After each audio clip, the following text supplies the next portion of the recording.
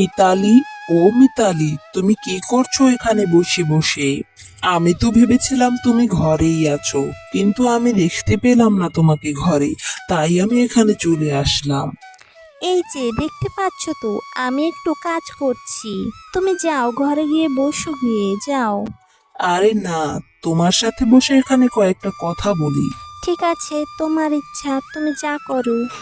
শোনো, আজকে আমি একটা ইলিশ মাছ আনবো ভাবছি। তোমার হাতের ইলিশ মাছ রান্না আমার খুব ভালো লাগে। কি মজা করে রান্না করো তুমি। ইলিশ মাছের মাঝে পাতলা পাতলা করে আলু কেটে দিয়ে কি সুন্দর ঝোল করো তুমি। আমার খুবই ভালো লাগে রান্নাটা। তোমার কি সারাদিন রান্না আর খাওয়া ছাড়া আর কোনো কথা নেই নাকি? তুমি সারা দিন রান্না আর খাওয়ার পিছনে পড়ে থাকো, বড় বড় মাছ মাংস এগুলোই আনতে থাকো শুধু। কেন, অন্য কোনো কথা বলতে পারো না নাকি? এত এত খেয়ে কি হবে? শুধু রান্নার প্রশংসাই শুনতে থাকি তোমার থেকে। তা তুমি ভালো রান্না করো সেটা বললে কি দোষ হয়ে গেল না? আমি তো ভালো বলেছি। তুমি ভালো রান্না করো বলেই তো আমার এত খেতে ইচ্ছে করে। তাই তো আমি মাছ মাংস আনি বাজার থেকে। ঠিক আছে ঠিক আছে, আর প্রশংসা করতে হবে না আমার, হয়েছে। আমার তো সারাদিন রান্না বান্না আর ঘরের বাড়ির কাজ করতে করতেই সময় চলে যায়। এত এত কাজ করি, তারপরও আমি কারো মন পাই না। শাশুড়ি মাও আমাকে পছন্দ করে না, কেন বলো তো? সেটা আমি জানি না, তবে তোমার হাতের রান্না আমি খেতে খুব পছন্দ করি। আর সবার মন পাওয়ারই বা কি আছে? এই সংসার তো তোমারই, তুমিই তো এই সংসার দেখে শুনে রাখবে নাকি? সেটাই তো। হ্যাঁ, তুমি ঠিকই বলেছ। এছাড়া তো আর আমার কোনো উপায় নেই, এটাই আমাকে করতে হবে। কিন্তু কেউ আমাকে ভালোবাসবে না, এটাই হয়তো আমার নিয়তি। তুমি মন খারাপ করো না, এসব সাধারণ বিষয় নিয়ে মন খারাপ করতে নেই। সব কাজ করার সময় এই সংসারটা আমার হয়ে যায়, আর যখন তোমার মা অধিকার ফলাতে আসে, তখন সেই সংসারটা তোমার মায়ের হয়ে যায়। তখন আর আমার কাছে কিছুই থাকে না। শোনো, একটা কথা বলি, গতকালকের মাংসটা আছে, সেটাই না হয় আজকে রান্না করব। আর আজকে ইলিশ মাছটা না হয় পরে একদিন এনো, আজকে আনার দরকার নেই। গতকালের মাংসটা অনেক মজা করে রান্না করব, সেটাই খেও আজকে। ঠিক আছে, তুমি যা বলবে তাই হবে। তাহলে আজকে মাংস রান্নাই হোক। যাই, এখন আমি আমার বাকি কাজগুলো সেরে ফেলি গিয়ে। ঠিক আছে, যাও তাহলে। এরপর মিতালি চলে গেল নদী থেকে পানি আনবার জন্য। সে নদী থেকে কলসি ভরে পানি নিয়ে আসছিল তার বাড়ির দিকে।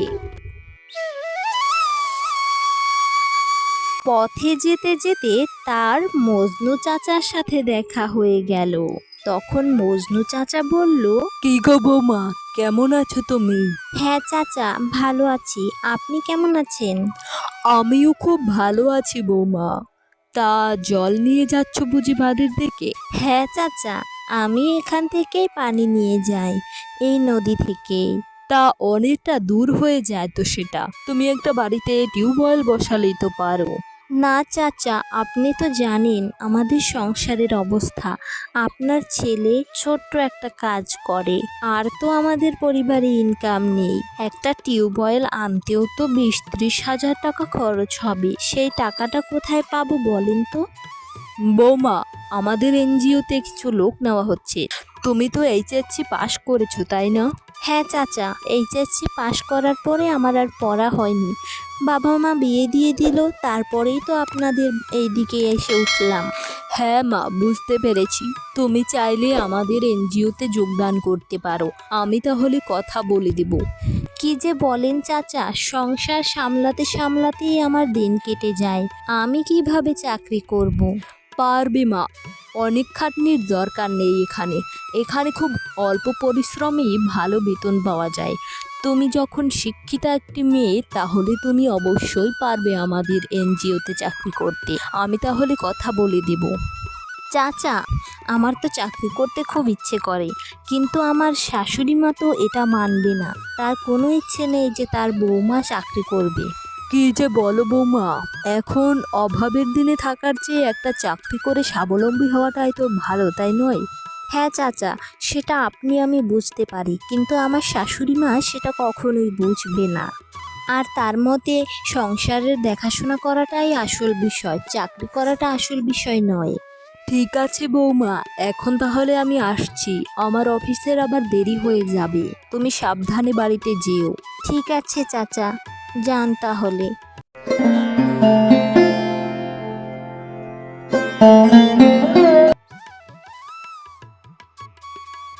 এই সংসারের দেখাশোনা করে তুমি আবার চাকরিও করবে?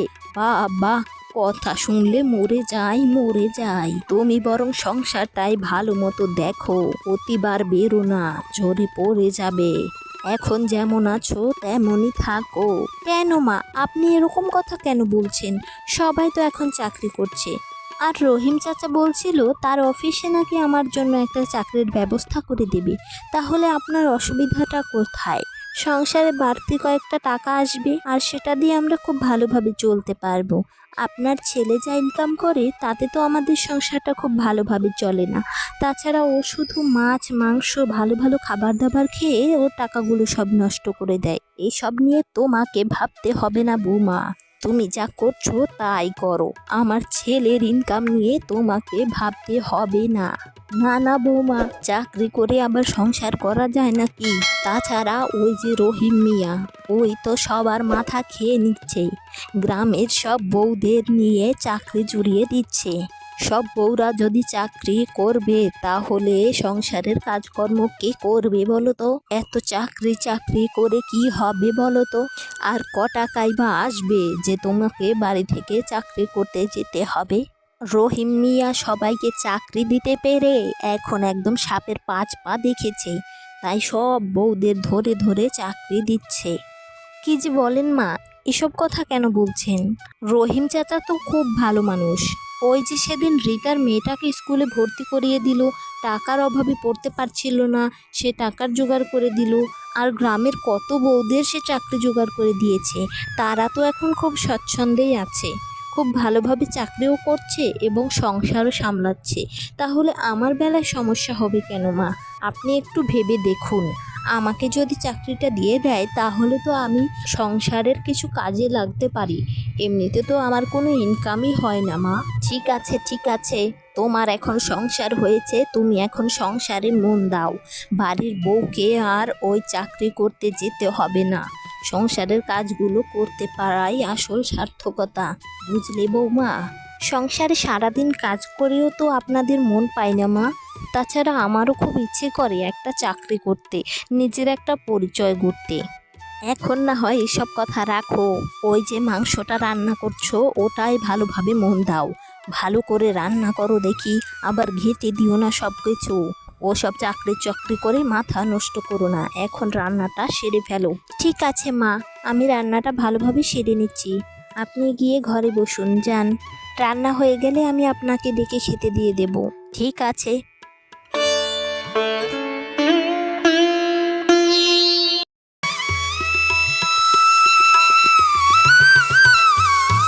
কি গো, শুনছো? তোমার সাথে কয়েকটা কথা ছিল। হ্যাঁ বলো না, আমি তো শুনছি, বলো তুমি। আজকে রহিম চাচা বলছিল আমাকে একটা চাকরির জোগাড় করে দেবে। কি বলছো, চাকরি করবে? আর সেটা কি মা মেনে নেবে? মাকে মানানোর দায়িত্বটা তো তোমার। তোমার বউ চাকরি করবে, সংসারে দুটো পয়সা আসবে, সংসারটা ভালোভাবে চলবে, সেটা কি তোমার ভালো লাগে না? আমার ভালো লাগা না লাগার উপর কিছু নির্ভর করে না, মায়ের কথাই এই সংসারে শেষ কথা। তুমি তোমার মাকে একটু বোঝাও না, এই ব্যাপারটা একটু ভেবে দেখতে বলো মাকে। আমি এসব বলতে পারবো না। আমি জানি তোমাকে বলা আর না বলা সমান। ঠিক আছে, আমি বললাম না, এখন যাই আমি রান্না করতে। এটাই তো তোমরা চাও। আরে রাগ করে চলে যেও না।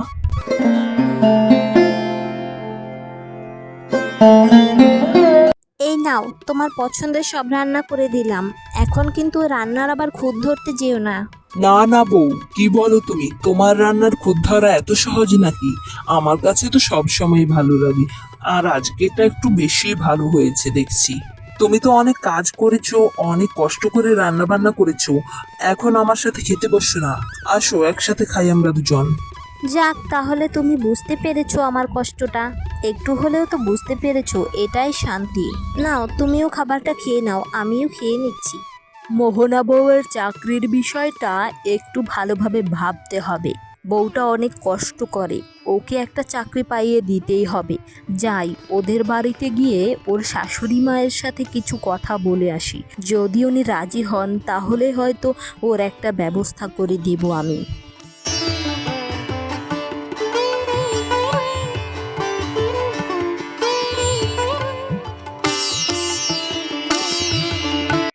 দেখুন ভাবি, আপনার বউও যথেষ্ট যোগ্য। এমন যোগ্য বউকে ঘরে বসিয়ে রাখবেন না। আপনি যদি একটা চাকরি করান, ওর মান সম্মান বাড়বে, সাথে আপনারও মান সম্মান বাড়বে এবং আপনাদের পরিবারের উন্নতি হবে। আমার অফিসে আমি চাকরি দিতে পারি ওকে। ও বলেছে আপনার অনুমতি ছাড়া কিছু করতে পারবে না, তাই আমি আপনার সাথে কথা বলতে আসলাম। এ ব্যাপারে আপনি কি মতামত দেবেন বলুন। রহিম চাচা, আপনি কষ্ট করে এখান পর্যন্ত এসেছেন, তাতে আমি খুব খুশি হয়েছি। কিন্তু এই ব্যাপারে কথা না বলাই ভালো। আমার শাশুড়ি মা কখনোই চান না আমি চাকরি করি। এ বিষয়ে আপনি আর কষ্ট করে ওনার সাথে কথা বলবেন না, তাহলে আপনারও খারাপ লাগবে। একটা কাজের জন্য এসেছিলেন, সে কাজটা হলো না। তুমি একবার গিয়ে বেশি কথা বলো না তো বৌমা। আমার সাথে কথা বলতে এসেছে, আমাকে কথা বলতে দাও। ঠিক আছে মা, আপনি কথা বলুন। শোনো রহিম ভাই, আমাদের মতো পরিবারে বউদের দুদিক সামলানো সম্ভব নয়। বাড়িতে কত কাজ, এই কাজগুলো সেরে কি সে পারবে দুই দিক সামলে চাকরি করতে বলো তো? পারবে না কেন ভাবি, অবশ্যই পারবে। আপনার বৌমা কাজে কতটা নিপুণা সেটা তো আমি দেখেছি। আমার বিশ্বাস ও দুই দিকই সামলে খুব ভালোভাবে চলতে পারবে। তুমি এটা বলছো? আমার তো তাহলে একবার ভেবে দেখা উচিত। ও যদি ঘরের কাজ বাইরের কাজ সব সেরে চাকরি করতে পারে, তাহলে আমার কোনো আপত্তি নেই, বুঝলে? তবে ঘরের কাজে কোনো অবহেলা করা চলবে না বলে দিলাম। মা, আপনি এত তাড়াতাড়ি রাজি হয়ে যাবেন আমি কখনোই বুঝতে পারিনি। হ্যাঁ মা, রহিম চাচা ঠিকই বলেছেন। মোহনা অনেক কাজে নিপুণা, ও অনেক কিছু করতে পারবে চাইলে। আর ও যদি জীবনে একটা পরিচয় গড়তে চায়, তাহলে ওকে থামিয়ে দেওয়ার অধিকার আমাদের কারণ নেই। তাই আমার মনে হয় ওকে আমাদের এগিয়ে যেতে দেওয়া উচিত। আমাদের উচিত ওর পাশে থাকা। হ্যাঁ খোকা, তুই ঠিকই বলেছিস। তাহলে আমার কোনো আপত্তি নেই, বৌমা কাজে চলে যাক, বৌমা চাকরিতে যোগ দিক, আমার কোনো সমস্যা নেই। মা, আপনাকে অনেক ধন্যবাদ। আপনি এভাবে রাজি হয়ে যাবেন আমি কখনো ভাবতেই পারিনি। আপনি আমার মায়ের মতো। আপনার আশীর্বাদ আমার দরকার। আপনার অমতে গিয়ে কোনো কাজ আমি করতেই পারতাম না। আপনি রাজি হয়েছেন, এতে আমার অনেক ভালো লাগছে মা। ঠিক আছে ঠিক আছে, অতবার বলতে হবে না। তুমি তাহলে দুটো কাজই মন দিয়ে করো। ঠিক আছে মা, আপনি কোনো চিন্তা করবেন না। আমি ঘরে বাইরে দুটো কাজই খুব ভালোভাবে করার চেষ্টা করব। কি গো রহিম ভাই, আমার বৌমা তাহলে তোমাদের অফিসে কবে থেকে যোগদান করছে বলো তো? ভাবি, আপনি যদি বলেন তাহলে আমি কালকে থেকেই ব্যবস্থা করে দেব। ঠিক আছে, যত দ্রুত সম্ভব ব্যবস্থা করে দাও। মেয়েটা অনেক দিনের ইচ্ছে পূরণ করতে যাচ্ছে। ঠিক আছে ভাবি, আমি তাহলে আজ আসি।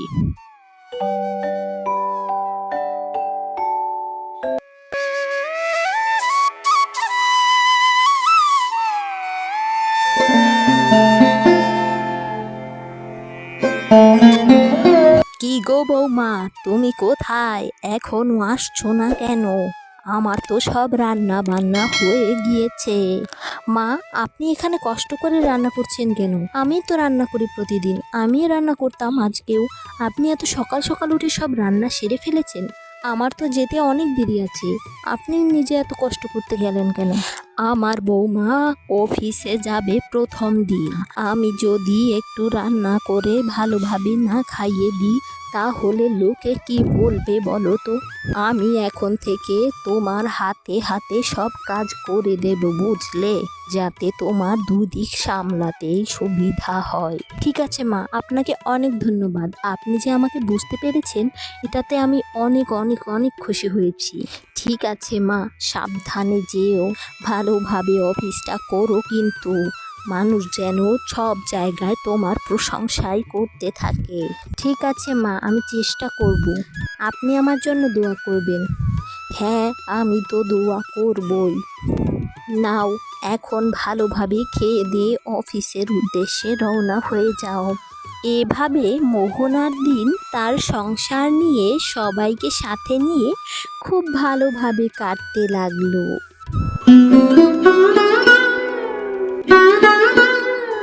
আমাদের চ্যানেলের গল্পগুলো ভালো লাগলে সাবস্ক্রাইব করে দিও কিন্তু, তাহলে তুমি আরও নতুন নতুন ভিডিও দেখতে পাবে। আর আমাদের গল্পগুলো কেমন লাগছে কমেন্ট করে জানাতে ভুলবে না। ধন্যবাদ।